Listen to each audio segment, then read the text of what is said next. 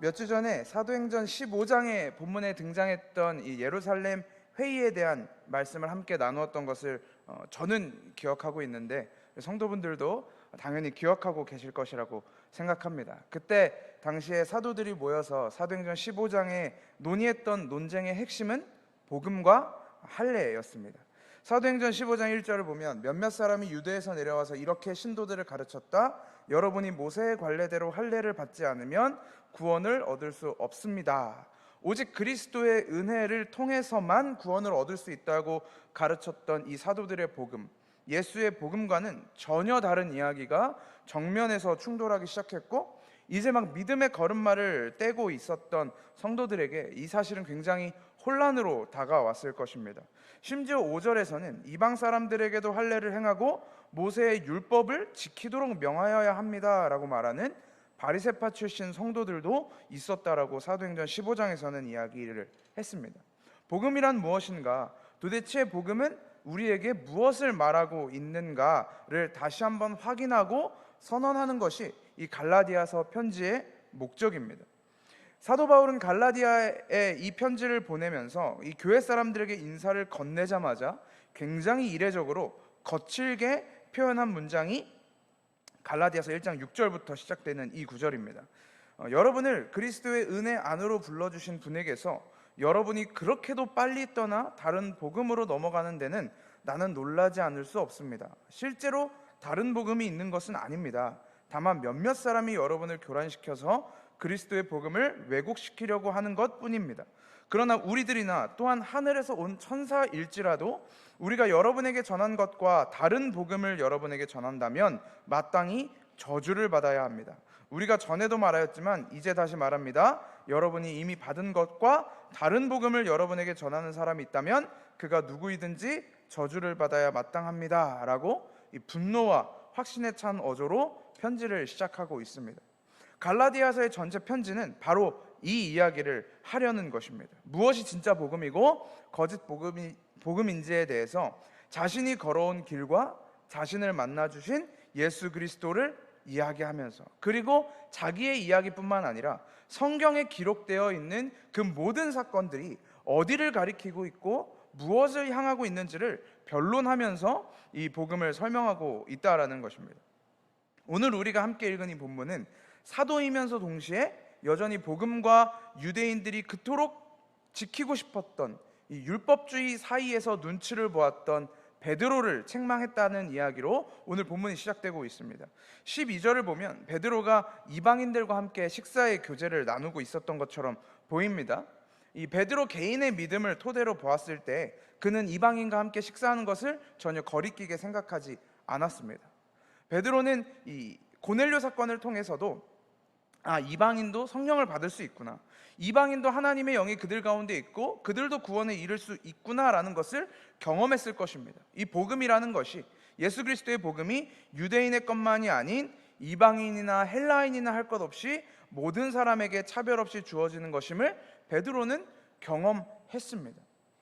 그래서 그가 이방인들과 함께 식사할 교제를 하고 있는데 할례자들, 즉 유대인들이 그 베드로가 이방인들이 함께 식사하고 있는 자리에 방문하게 된 것입니다. 근데 이 베드로가 자신이 알고 있는 이 복음의 가치, 믿음과는 별개로 그들을 의식해서, 할례자들을 의식해서, 율법주의자들을 의식해서 자리를 떠난 사건이 일어난 것입니다.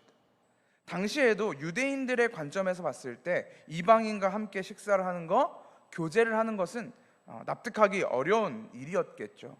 마치 대제사장과 바리새인들이 예수님을 향하여서 너는 왜 세리들과 창녀들과 함께 식사하냐고 따져 물었던 것과 마찬가지인 이치입니다.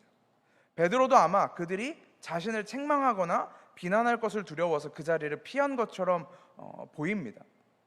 그런데 문제는 이 베드로의 모습을 보고 베드로 한 사람뿐만 아니라 베드로와 함께 식사의 교제의 자리에 함께 있었던 다른 유대인들도 베드로와 마찬가지로 그 자리를 피해버렸다는 것입니다.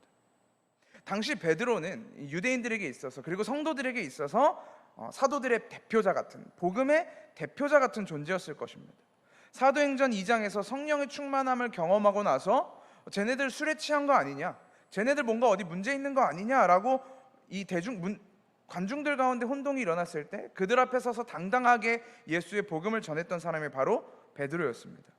사도행전 3장에서는 요한과 함께 미문 앞에 앉아있던 안진뱅이를 예수 그리스도의 이름으로 일으켜 세웠던 인물도 베드로였습니다.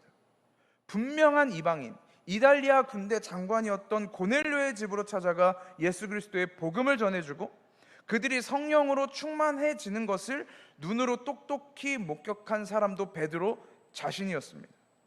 그가 전하는 복음의 메시지는 어쩌면 그냥 지나가는, 내가 알지도 못하는데 예수의 복음을 전하네, 이 사람이 예수를 알고 있네 라는 내용과는 전혀 다른 무게감을 가지고 있었을 것이라는 것입니다. 베드로가 전하는 복음의 무게와 그냥 내가 알지도 못하는 어떤 한 사람이 전하는 복음의 무게가 다를 수밖에 없었겠죠. 그런 베드로가 유대인들을 두려워해서 복음이 이야기하는 그 가치, 만민에게 차별 없이 구원하시는 그 복음의 가치를 훼손시킨 것에 대해 사도 바울은 분개했던 것입니다. 유대인들이 가르치고 있던 그 거짓 복음, 갈라디아서 1장에서부터 사도 바울이 분노에 찬 목소리로 외쳤던 그 할례와 율법을 행하지 않은 이방인들을 도리어 복음 안에서 변호해주거나 품어주지 않고 그 자리를 피해버리는 것으로 이방인과 함께 식사하던 자신의 행동의 정당성을 베드로는 스스로 잃어버리게 한 것입니다. 마치 이방인과 식사를 함께 하고 있던 내가 잘못한 것처럼, 자신이 잘못한 것처럼 거짓 교사들의 눈치를 보았다는 것입니다. 우리는 세상을 살아가면서 내가 맞다고 생각하는 대로 다 행동하지는 않습니다. 하고 싶은 말을 모두 다 하고 살지도 않고 내가 하고 싶은 일을 다 하면서 살 수는 없습니다. 우리는 그렇게 사는 사람들을 향해서 너 왜 이렇게 가식적이냐, 너 왜 이렇게 외식하냐 라고 이야기하지 않고 이것을 사회생활이라고 부릅니다. 종종 사회화가 잘 됐다라고 이야기하기도 하죠. 어떤 한 사람을 생각하는 게 아니라, 어떤 한 부류에 있는 사람들만 생각하는 것이 아니라 이 반대편에 있는 사람들도 우리가 동시에 생각하면서 서로가 갈등을 일으키지 않도록 조심할 필요가 우리가 살아가는 사회 속에선 분명히 있습니다. 그러나 최소한 복음의 가치 안에서는 그럴 수 없습니다. 지금 베드로가 한 행동은 자신에게 다가오고 있는 그 할례자들을 배려한 것이 아니었습니다. 그 이유가 아니었습니다. 최대한 양보해서 베드로의 그 행동이 할례자들을, 유대인들을 배려한 것이라고 하더라도 그 행동을 통해 베드로는 이방인들을 배려하지 않았습니다. 철저히 배제해버린 것입니다. 그리고 그 할례자들의 눈치를 봄으로써 그들이 가르치고 있는 그 거짓 복음, 율법을 지켜야 하고 할례를 행해야 한다라고 말하는 그 거짓 복음의 정당성을 세워주었습니다. 자신이 그렇게 전하고 가르쳤던 은혜의 복음, 이방인들도 동일하게 구원하시는 예수 그리스도의 복음의 정당성은 낮아지고 유대인들이 가르쳤던 거짓 복음에 오히려 자신의 손을 들어준 꼴이 되어버린 것입니다. 사도 바울은 오늘 이 사실에 분개했다고 이야기합니다. 사도 바울 자신도 고린도전서에서는 헬라인에게는 헬라인처럼 복음을 전하고 유대인에게는 유대인처럼 할 필요가 있다고 이야기했습니다. 율법을 가진 자들에게는 율법 있는 자처럼 복음을 전하고 율법이 없는 자들에게는 내가 율법 없는 사람이야, 나도 율법이 없는 사람이야 라고 여기면서 복음을 전해야 한다고, 그렇게 할 수 있어야 된다라고 이야기했습니다. 그런데 고린도전서에서 사도 바울이 했던 이야기의 핵심은 복음을 가르치기 위한, 복음을 전하기 위한 도구로서의 태도였습니다. 온전한 복음을 전할 수 있다면, 너희가 복음을 전할 수 있다면 그 어떤 모습을 취해도 상관없다라는 이야기였습니다. 마치 카멜레온처럼 때로는 빨간색으로, 때로는 파란색으로, 때로는 검은색으로도 변할 수 있어야 합니다. 그 목적이 복음이라면. 그러나 오늘 베드로의 행동은 복음의 가치를 위한 태도가 아니라 도리어 복음을 가리는 행동으로 전락해버렸습니다. 베드로에게 그 어떤 숨은 의도가 있었는지는 모르겠지만 결과적으로 그 베드로의 모습을 통해 그와 함께했던 다른 유대인들도, 그리고 심지어 바나바까지도 그것 때문에 흔들렸다라는 것입니다. 사도 바울은 베드로에게 그 사실을 지적한 것입니다. 14절에서 바울은 베드로에게 당신은 유대 사람인데도 유대 사람처럼 살지 않고 이방 사람처럼 살면서 어찌하여 이방 사람더러 유대 사람이 되라고 강요합니까? 라고 묻습니다. 실제로 베드로가 이방 사람들에게 그렇게 강요하지 않았습니다. 그런데 그의 행동이 그런 정당성을 주었다라고 하는 것이죠. 이것이 무슨 의미일까요? 이 말이 지금 사도 바울이 베드로에게 한 이야기가 당신이 유대 사람인데도 유대 사람처럼 살지 않고 이방 사람처럼 살고 있다라는 게 무슨 의미입니까? 유대인과 이방 사람을 나누는 기준이 무엇일까요? 단 하나밖에 없습니다. 율법을 받은 자인가 아닌가입니다. 하나님의 율법을 받고 그것을 지키면서 사는 사람이 유대인, 하나님의 율법이 주어지지 않았고 그렇기 때문에 율법을 지킬 의무도 없고 더군다나 지킬 필요도 없는 사람, 지킬 수도 없는 사람이 이방인입니다. 율법이 없기 때문에 지킬 수가 없는 것이죠. 그리고 유대인으로서 베드로는 율법을 받은 사람입니다. 그래서 베드로를 향해 당신은 유대 사람이다, 율법을 받은 사람이다, 율법을 지켜야 할 의무가 있는 사람이다 라고 이야기하는 것이죠. 그런 다음에 유대 사람처럼 살지 않고 이방 사람처럼 살고 있다는 의미는 어떤 의미냐면, 율법을 가진 유대 사람인 네가 마치 이방인처럼 율법을 지키지도 못하고 마치 율법이 없는 사람처럼 살고 있지 않았냐라고 지적하고 있는 것입니다. 너 유대인인데 율법을 가졌는데 너도 율법 못 지켰잖아, 너도 율법 안 지키잖아 라고 지적하고 있는 것입니다. 사도 바울도 이 이야기를 사도행전 15장 예루살렘 회의에서 고백합니다. 사도행전 15장 10절, 그런데 여러분은 왜 우리 조상들이나 우리가 다 감당할 수 없던 멍에를 제자들의 목에 메우려고 하는가 라는 이야기가 바로 이 지점입니다. 우리도 못 지키는 그 멍에를 왜 이방인들에게 지우려고 합니까? 이 이야기를 사도 바울이 베드로에게 하는 것이죠. 사도 바울은 비단 베드로의 모습에서만 이러한 사실을 발견한 것은 아닐 것입니다. 사도 바울은 자기 스스로의 모습을 보면서 자신의 모습을 스스로 들여다보면서도 이 사실에 대해서 뼈저리게 깨달았을 것입니다. 로마서 7장에서 사도 바울이 피를 토하는 심정으로 솔직하게 자신 안에 있는 죄성에 대해서 기록하고 있습니다. 내가 마음으로는 하나님을 사랑하고 싶고 하나님 안에 선을 행하고 싶지만 내 마음속엔 여전히 악한 것들만 가득하여 죄밖에 지을 수 없는 자신의 현실, 그 비참함을 사도 바울은 자신의 삶을 통해 알고 있었을 것입니다. 그렇기 때문에 14절에서 베드로를 향해 뱉어낸 이 말은 단순히 베드로 한 사람을 위한 것도 아니며 자기 자신만을 위한 것도 아닙니다. 그 율법을 따라 살아가려고 하는 모든 사람에게 하는 이야기일 것입니다. 지금 이 편지를 읽고 있을 갈라디아 교회의 성도들을 향해서도 그는 율법과 할례를 가르치는 거짓 교사들의 외식과 가식이 얼마나 치밀한 것인지에 대해서 이 글을 통해 설명하고 있는 것입니다. 그들도 지키지 못한다, 할례를 행하고 율법을 지켜야 된다고 가르치는 그 거짓 교사들도 이 율법을 행하지 못한다, 베드로도 지키지 못한다, 나도 지키지 못한다. 그런 거짓 교사들이 너희에게 할례와 율법을 강요하고 있는 것이 불합리할 뿐만 아니라 그것이 어떻게 복음일 수 있겠냐라는 이야기를 이 편지를 통해, 베드로와의 대화를 통해 갈라디아 교회 성도들에게 이야기하고 있는 것입니다. 우리는 유대인들의 삶을 말씀을 통해 들여다볼 때마다, 성경을 통해 그 바리새인들과 유대인들의 삶을 들여다볼 때마다 그토록 하나님의 율법을 지키기 위해 말씀대로 살기 위해 발버둥 쳤던 그들의 모습을 단순히 우습게 그리고 하찮게 보기만 해서는 안 될 것입니다.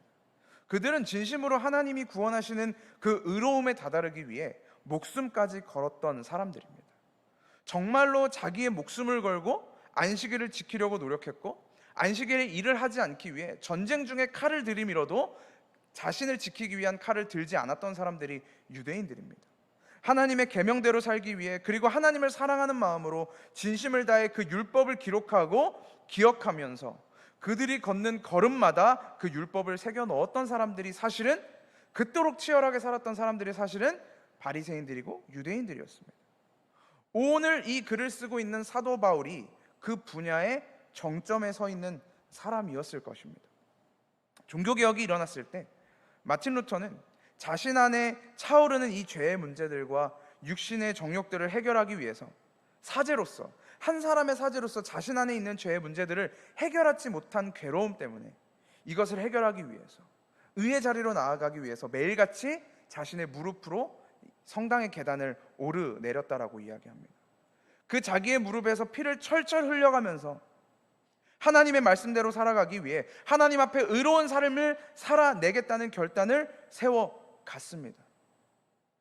그런데 이들이 마주했던 한계, 사도 바울도 마틴 루터도 수많은 종교개혁자들도 그리고 유대인들도 그리고 성도들도 마주하는 그 한계, 이것으로 의에 다다를 수 없구나. 사도 바울도 마틴 루터도 이 모든 행위로 하나님 앞에 거룩해질 수 있는 것이 아님을 말씀 안에서, 진리 안에서, 복음 안에서, 예수 그리스도 안에서 발견하게 되었던 것입니다. 당시 거짓 교사들이 외쳐댔던 할례와 율법으로 구원에 이르는 것이 아님을 사도 바울은 너무나 잘 알고 있었던 사람이었습니다. 16절, 그러나 사람이 율법을 행하는 행위로 의롭게 되는 것이 아니라 예수 그리스도를 믿는 믿음으로 의롭게 되는 것임을 알고 우리도 그리스도 예수를 믿은 것입니다. 이것이 사도 바울이 붙들고 있었던 복음이었습니다. 사람이 의롭게 되는 것은 율법을 행하는 행위가 아닌 예수 그리스도를 믿는 믿음이라는 것을 사도 바울은 자신의 인생을 통해 깨달았습니다. 인생을 통해 깨달았을 뿐만 아니라 성경을 보면서 그가 그렇게 사랑하고 그렇게 기억하기 위해, 지키기 위해 발버둥 쳤던 그 말씀을 들여다보면서 예수의 이야기임을 깨달았습니다. 사도행전 28장 23절을 바울이 아침부터 저녁까지 강론하여 하나님의 나라를 증언하고 모세의 율법과 선지자의 말을 가지고 예수에 대하여 권했다라고 이야기합니다. 갈라디아서 3장부터는 아브라함의 이야기를 통해 오직 예수 그리스도를 믿음으로 구원하시는 하나님의 이야기에 대해, 그 은혜에 대해 바울은 설명하고 있습니다.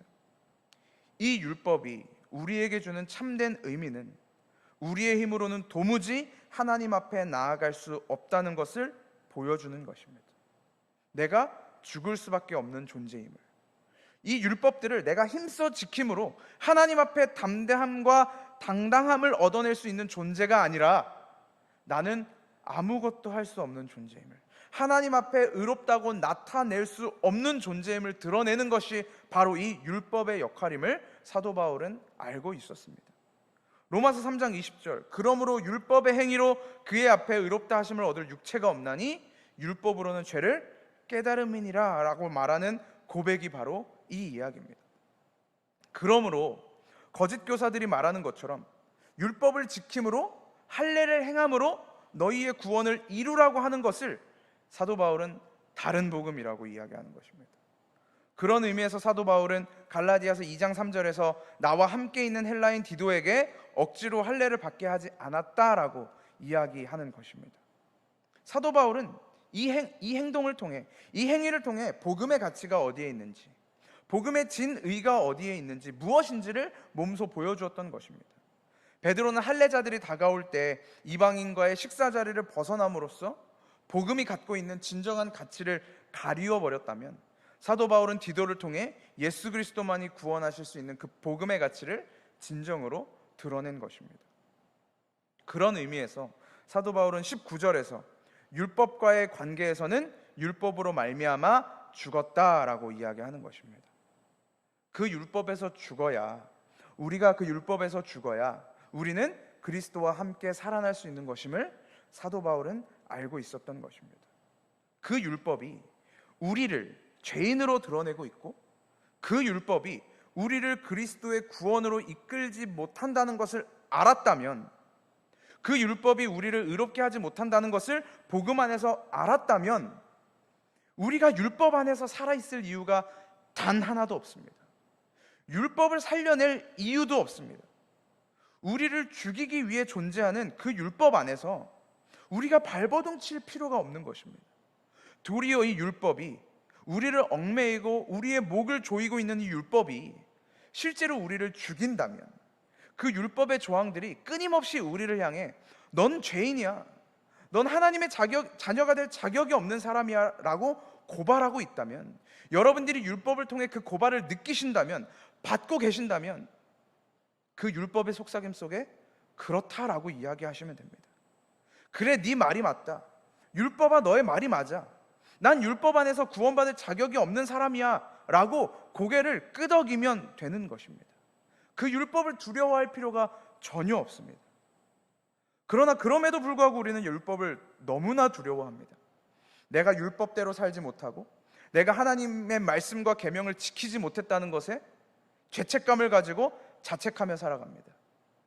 나는 여전히 죄인이라고, 하나님의 말씀대로 살지 못하는 나는 왜 이것밖에 못 되는 사람인지 모르겠다고 좌절하고 괴로워하면서 살아갑니다.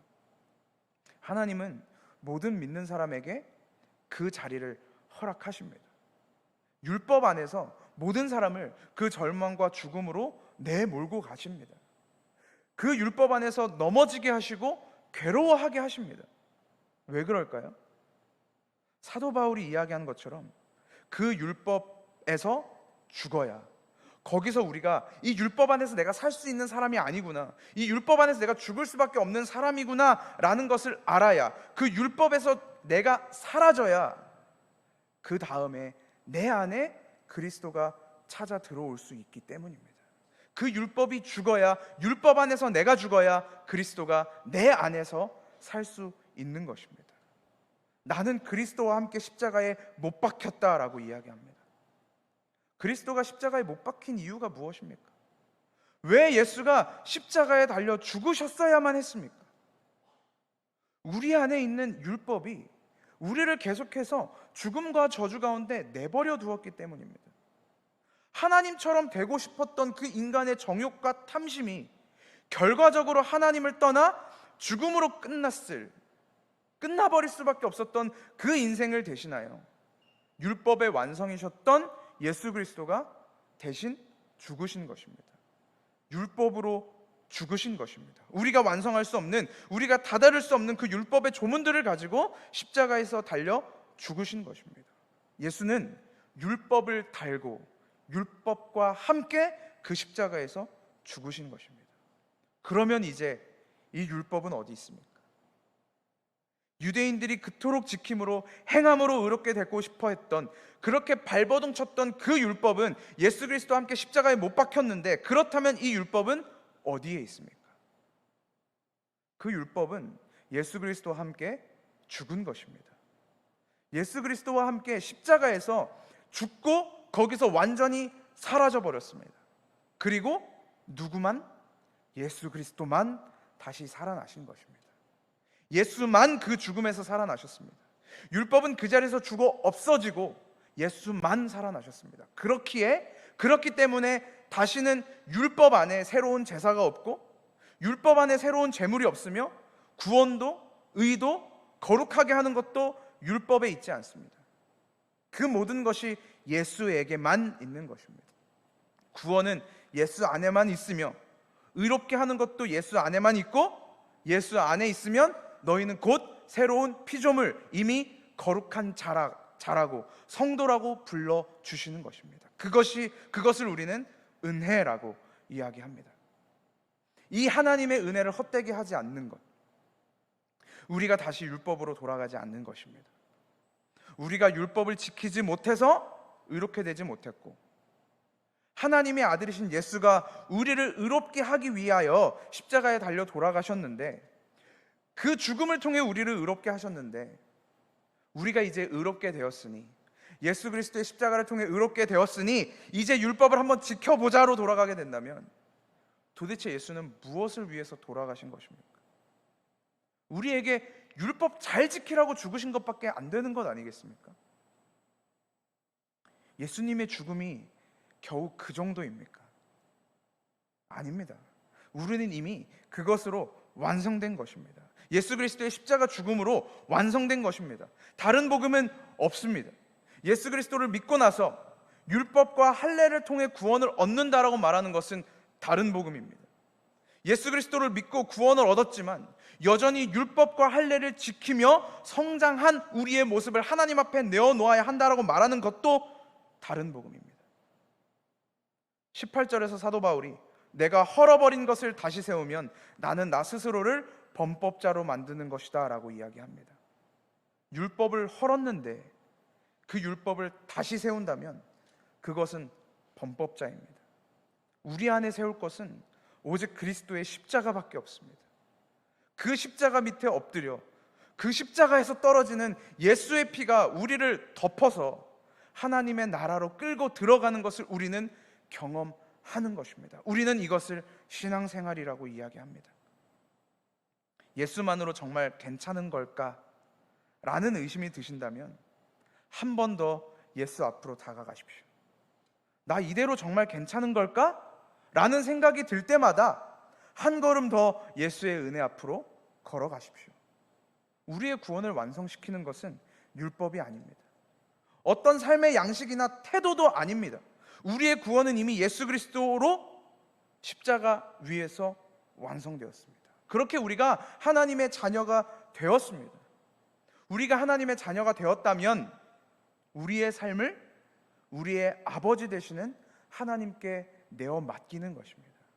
그러면 히브리서 12장에서 히브리서 기자가 이야기하는 것처럼 징계하지 않는 아버지가 어디 있겠냐? 그 우리의 아버지 되신 하나님이 그 복음의 길을 따라 때로는 우리에게 회초리를 드시면서, 때로는 우리에게 야단을 치시면서, 때로는 우리의 등짝을 때리시면서 하나님의 자녀답게 완성의 자리로 끌고 가시는 것입니다. 그 아버지 되시는 우리 하나님에게 전적으로 의존하고 달라붙어서 그가 끌고 가시는 우리의 인생을, 그가 완성하시는 우리의 인생을 그저 믿음으로 바라보는 것입니다. 이 육신의 인생을 어떻게 영혼의 구원까지 끌고 가시는지를 우리의 인생을 통해 믿음으로 바라보며 영광과 찬양을 내어놓는 것입니다. 그렇게 매일의 순간을, 매분 매초의 순간을 은혜로 채워가시는, 그래서 감사와 찬양과 영광으로 우리의 삶을 채워가는 저와 여러분이 될 수 있기를 주님의 이름으로 소망합니다.